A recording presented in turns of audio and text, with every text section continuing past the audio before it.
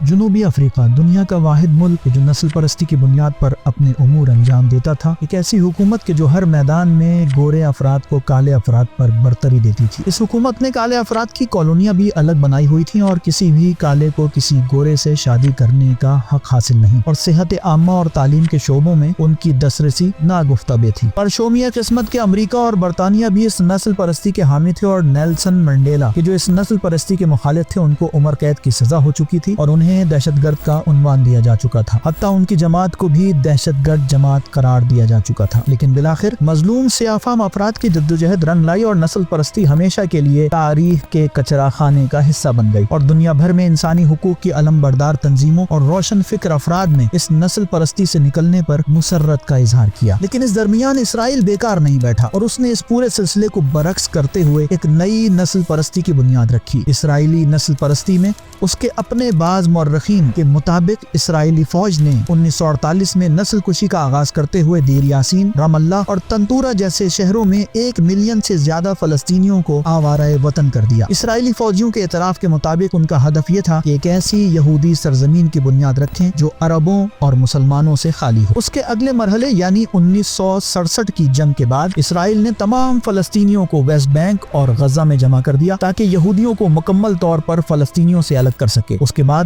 اس نے غزہ کا محاصرہ کر کے اسے دنیا کی سب سے بڑی جیل میں تبدیل کر دیا اور ویسٹ بینک میں متعدد کالونیاں تعمیر کر کے اس محاصرے میں مزید اضافہ کر دیا تاکہ روز بروز فلسطینیوں کی زمینوں پر جارحیت کے ذریعے قبضہ کر سکے۔ اسرائیل نے حتیٰ آبی ذخائر پر بھی شدید تعصب کا مظاہرہ کیا۔ ایسے عالم میں کہ جہاں اسرائیلی ہر روز 460 لیٹر پانی استعمال کر رہے تھے، ہر فلسطینی کو حد اکثر 73 لیٹر پانی استعمال کرنے کی اجازت دی گئی، اور جہاں اسرائیلیوں کے سوئمنگ پول پانی سے بھرے ہوئے ہیں، اسرائیل روزانہ کی بنیاد پر فلسطینیوں کے آبی ذخائر کو نابود کر رہا ہے۔